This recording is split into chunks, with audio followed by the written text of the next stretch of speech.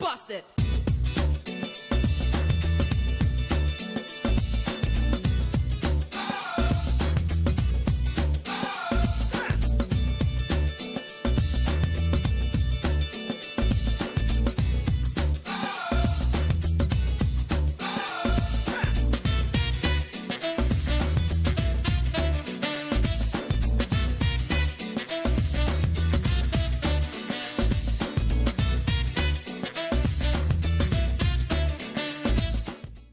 Hello out there, and thanks for joining us on Political Platform. We are on Raypower FM network, and we are also on AIT Abuja local station, and we're also on AIT International as well. And for those of us who are on the internet, who can go onto the YouTube channel, we're also there, AIT on YouTube. That is the AIT Political Platform on the YouTube channel. You can subscribe to that, and each time it is posted, you are notified that it's there for you to watch. We are glad that you're always there, and more importantly, we are excited that you always send us mails so we can feel the pulse of those of you who are out there monitoring the Nigerian political environment. Some good news yesterday that we are good to get to where we have been talking about in the conduct of elections. That is the high point of the transmission of results. A collaboration between the Independent National Electoral Commission and with technical support from NECOMSAT. Then we are hopeful that the 2019 general elections will indeed be transmitted, that the results will be transmitted from location to a central data point where officials of INEC will also be doing their own collation ahead of the ground collation that will be coming from the feed.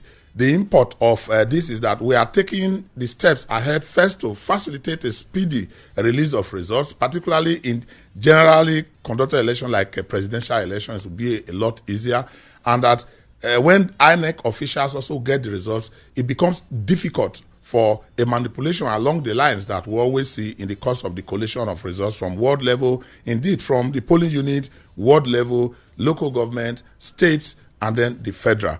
So how that collaboration would work is what the Independent National Electoral Commission and NECOMSAT will be explaining in greater details. But a visit by the Independent National Electoral Commission chairman with his officials to NECOMSAT reveals that there has been a lot of groundwork of preparations, and with time on our side now that they can indeed work, they can deploy a particularly designed satellite for these operations. And we are so excited about it, and we'll monitor how it's going to work and how to mobilize Nigerians to also do their own part to be sure that INEC get the result that they desire in collating all the results that will come from those elections. And we have Afegwa headed to the DSS office by 12 o'clock today after he met with the policemen at the police force headquarters in Abuja yesterday, coming out to say that it was a friendly meeting and that there was not even a statement taken of him, and it was such explanations as to what happened in the course of the him representing through a statement the views of former military president Ibrahim Babangida. Why the DSS is calling him? Well, it's not clear yet. His lawyers have also written to the DSS to say they do not understand the reasons for the invitation. But all the same, because they are responsible citizens, Afegwa will definitely be at the Asokoro office of the DSS by 12 o'clock today. And the House of Representatives yesterday told the Inspector General of Police that he's not doing his job professionally, and that there are better ways to do it. And they didn't just stop there. One would have expected that the House would just end at saying, IG, this is what we observe, this is what we think you should do, this is how to do it from our own point of view. But they went beyond that to say the president should remove him from office.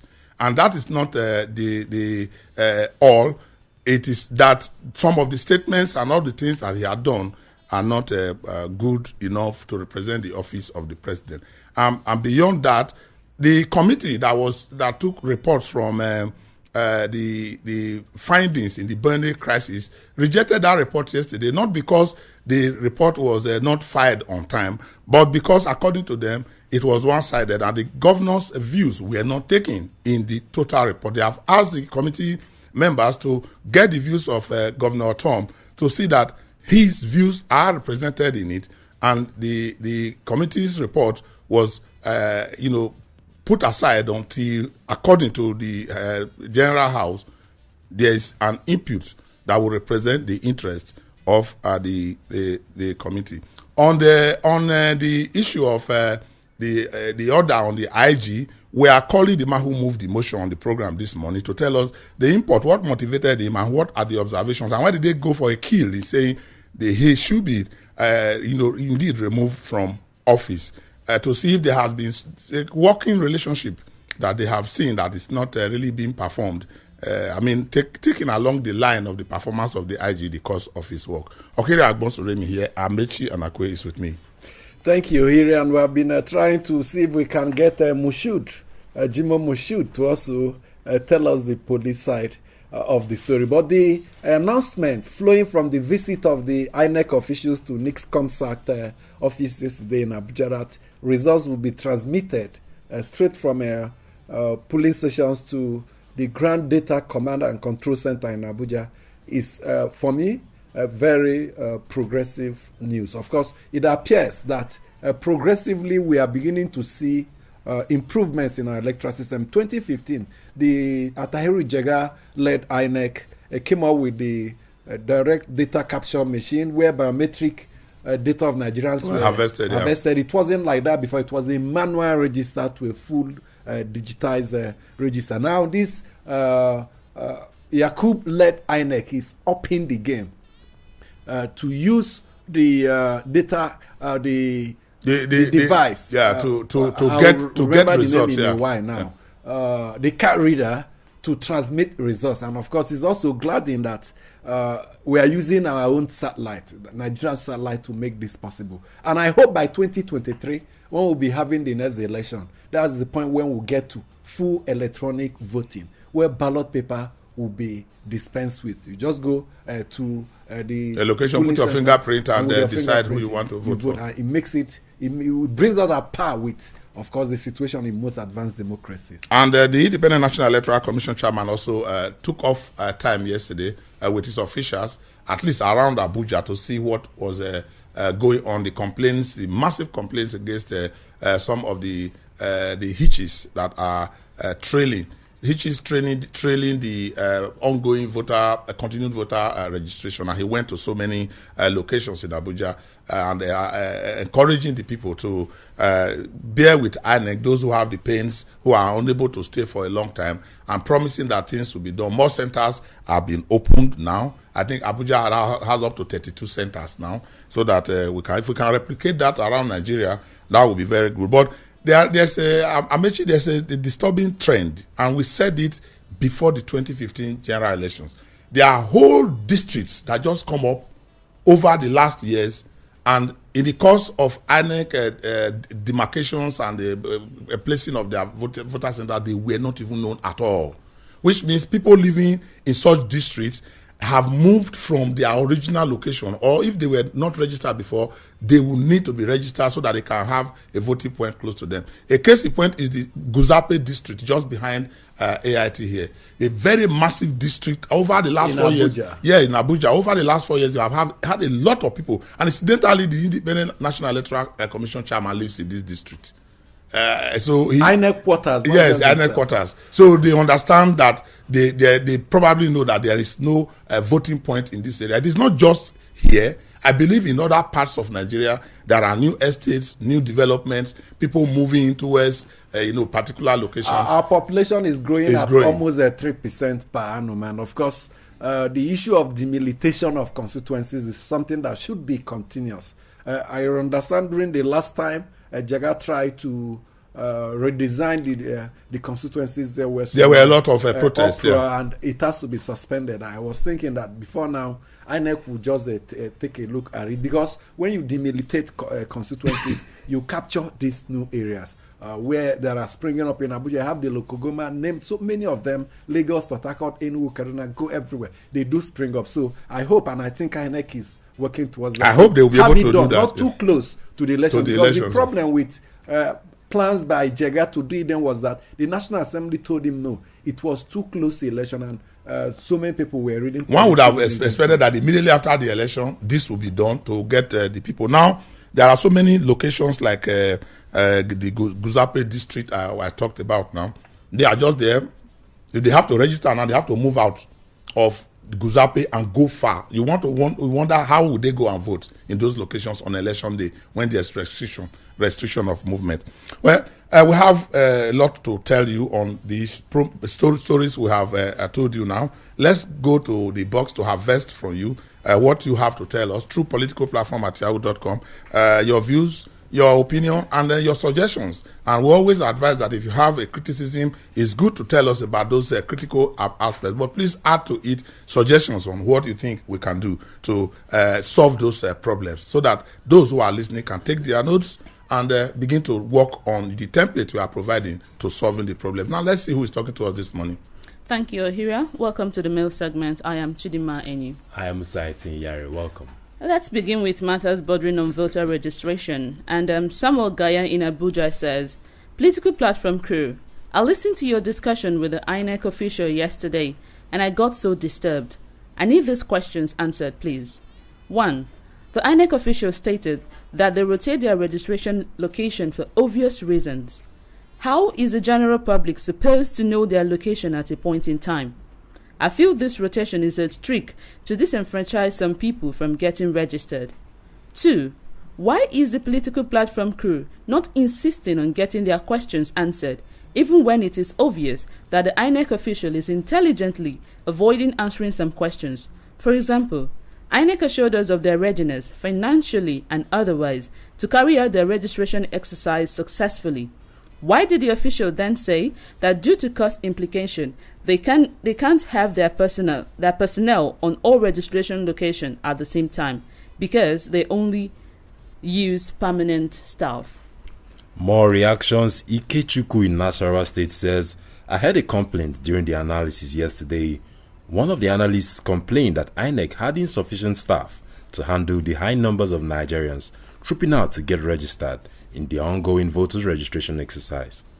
My question is, what stops INEC from engaging National Youth Service Corps members in the registration process, since these same corps members are used during the election process? I advise INEC to get corps members involved instead of allowing them waste time in their respective CDS. I think this will go a long way. God bless Nigeria. This is how far we can go on the mail segment today. Do keep your mails coming. We expect more from you tomorrow. Politicalplatform@yahoo.com.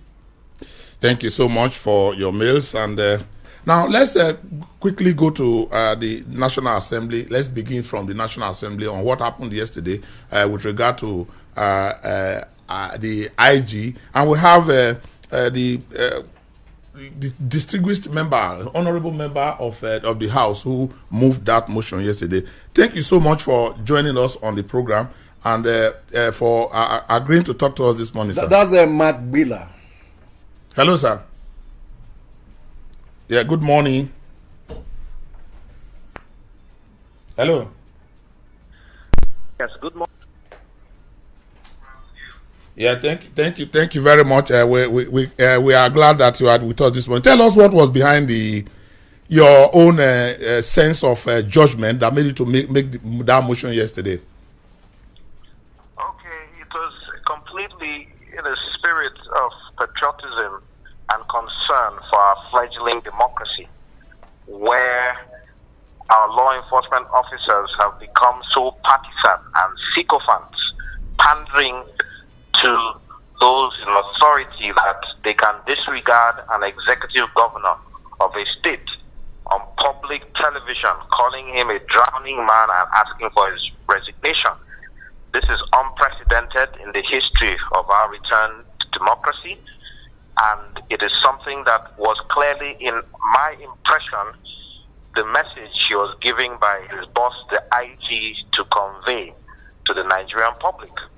So in that regard, it was a concern to me, especially when you consider the statements made by the IG before the Senate committee, which was confirmed yesterday. Previously it was speculation, but yesterday's report confirmed it, where he alluded that part of the causes of the killing, or rather the cause of the killing, is the law enacted constitutionally enacted, I might add, by the State House of Assembly.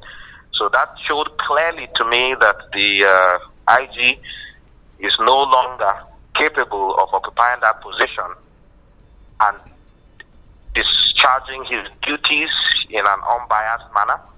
If he has refused to recognize and enforce a law by legislative arm of government, he has no duty being in that position. So in my own motion, I called for his unreserved apology to the state governor. It's not about the state governor, it's about the institution.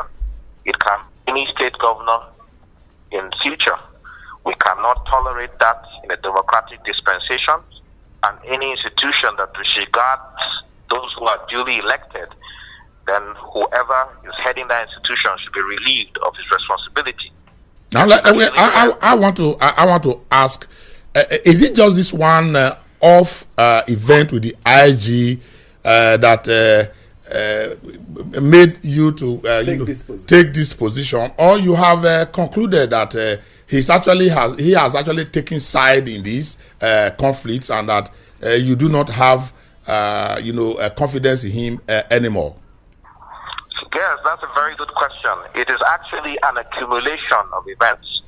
You would remember that when this killing occurred, when pregnant women and infants were inhumanely massacred, what the IG told the Nigerian people that this was just a communal clash. He apologized over this.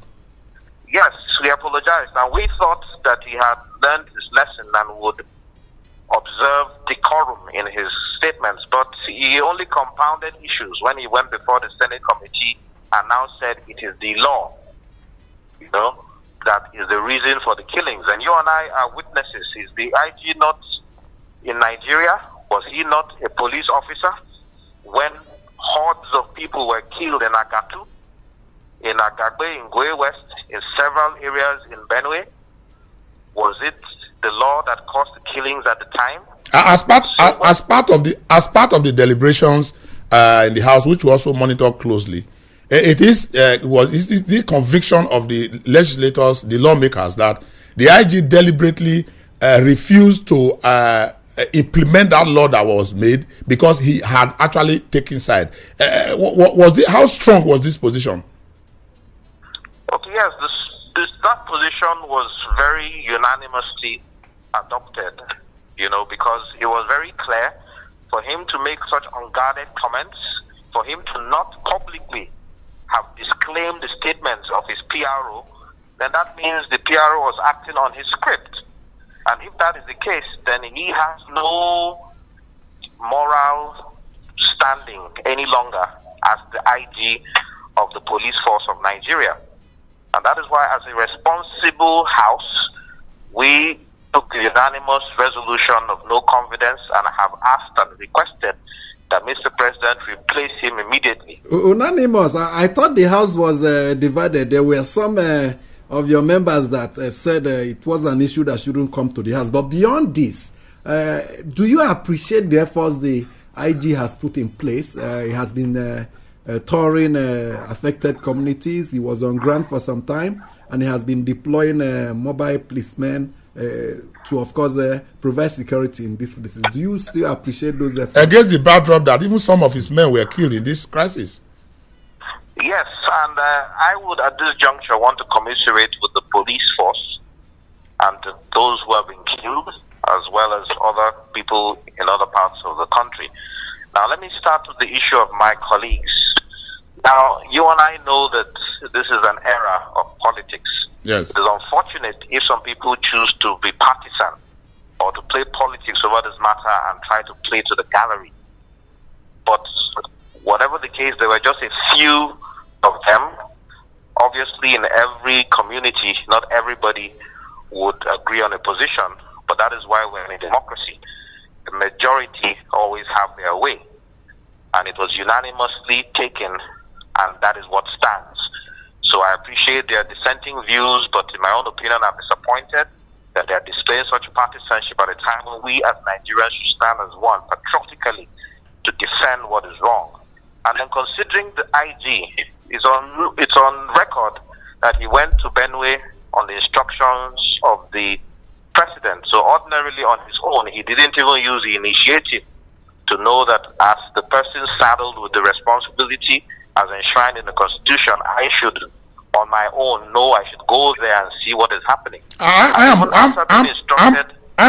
worried. Sorry, sir. I am worried because the pronouncement of the House, majority of members of the House, the largest assembly of lawmakers in Nigeria, is walking down on an IG, and I am not very sure that the president is going to take that motion, because that motion is just advisory. Are you not worried that we are actually boxing ourselves into a corner where the public is going to be using your own motion to gauge the quality of the IG, and yet the president is not likely to obey you and remove him from office? Are we not having to create a conflict of people not having confidence in the IG, since the president is the man who appointed him, and he may not remove him following your motion? Well, it is unfortunate that it is in this dispensation of change, supposedly, that this administration has been questioning every decision taken by the National Assembly. And Nigerians should be aware it is not about individuals, it's about institutions of government that our progenitors put in place as checks and balances. So it will be unfortunate if the Mr. President, as he has displayed previously, even regarding the issue of EFCC, does not begin to heed to legislative resolutions. And we will, as a legislature, begin to look at how our resolutions will need to be enforceable by law. Because this is what this administration has shown us, that this president seems to believe he can ignore whatever resolutions are taken by the House. But on the other hand, Nigerians themselves are witnesses to how this case has been handled. The president himself has been complicit in actions that have not displayed concern. A few days ago, let me start from the beginning. After these killings, the president, instead of coming to commiserate with Benue immediately, went to commission trains in Kaduna. Yesterday, or the day before yesterday again, he was in Nasarawa. It will have taken him less than 10 minutes by chopper to go to Makudi, even if, just for the optics. But he still didn't do that. He made some strong pronouncements just a few kilometers away from where the incidents occurred. But let us grant the fact that at least certain actions have begun to be taken with the commencement of the cat race.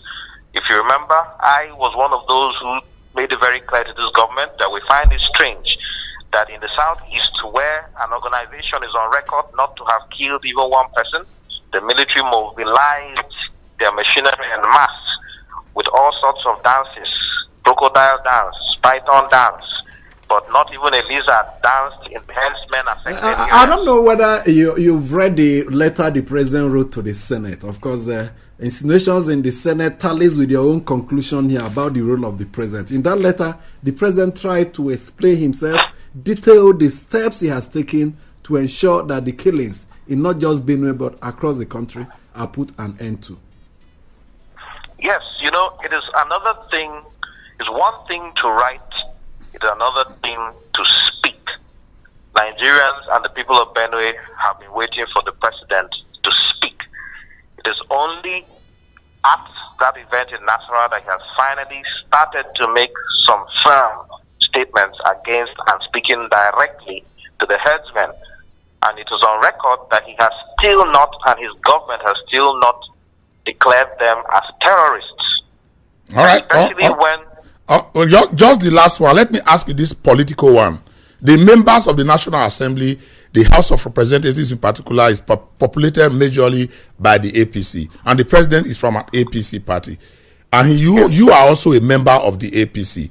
Are you not getting the citizens confused over our inability to be, for the party, the government, the members in the National Assembly, in the House, to be on the same table on this issue? I think, on the contrary, Nigerians should celebrate our democracy, to realize that we have gradually started to get to the point where partisanship will not overrule patriotism. All right. I think should be. I think because of our time, that is all that we can quickly take from you. We just do hope that we can reach you subsequently as we run to tell everybody what is happening around Nigeria. Thank you so much, Honorable Mark Gbila. And thank you very much for your audience. Thank you so much. And I wouldn't know, just add up. Our time is up. Yes, just to re-emphasize that we have been trying to. We have called him even as we were on. We are calling. Tomorrow he will respond to our calls, and of course we'll get to hear from the other side. We just hope that Jimo would, our friend, each time we call him, he picks. But since yesterday, it's like the table has been very hot, and he has not been able to pick to talk to us. Maybe he is busy. But tomorrow we'll reach back to him, talking about the first public relations officer, Akin Jimo, who always talked to us on phone here. But unfortunately, he has not been able to pick our call. But we'll reach him, and we'll get the side of the police on this issue. And that's all we are wrapping it up. When we come back tomorrow, we'll continue with our sensitization of everybody to put their names on the voter register, as we always do. No matter how painful it is, we also begin to get the Independent National Electoral Commission to be sure that they are on ground when we get to the locations they have publicized that we should come to get our names on the voter register. Okiri Agbonsuremi here. Do have a wonderful day.